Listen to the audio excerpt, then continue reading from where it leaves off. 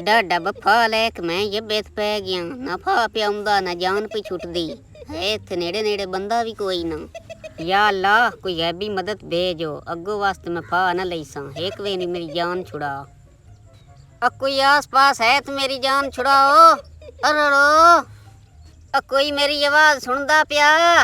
अरड़ो चौधरी कदाई आस पास है ते रड़ो है कोई खुदा दा आस पास बंदा मैन बचाओ।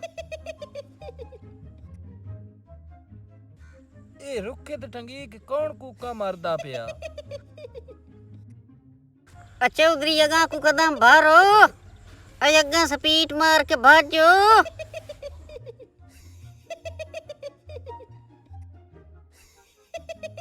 ए उत्ते कौन टांगी है। एक बार ये ठाला अगली गाल तेन बात दसेना। छड़ दित्ते उत्तो मेरा रस्सा खोलो। रस्सा हुण मैं किवें खोलां तैन ते मैं चाहे होया।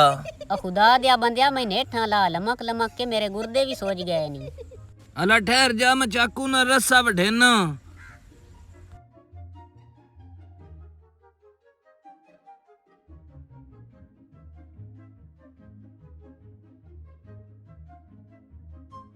आया अमरिया ठो ठो पानी लाया। आया चौधरी।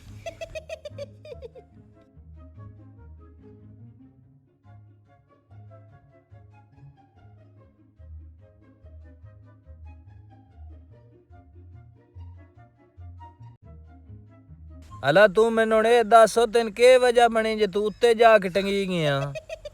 ए ते शुक्र कर मैं रल गया नहीं तो तू था ही मर वैना। मरने वास्ते ही तो मैं फा लिया।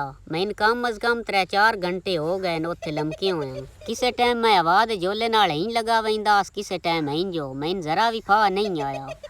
इतने जे तेन मरने दा शौक आत वद मैन क्यों साध मारे ने।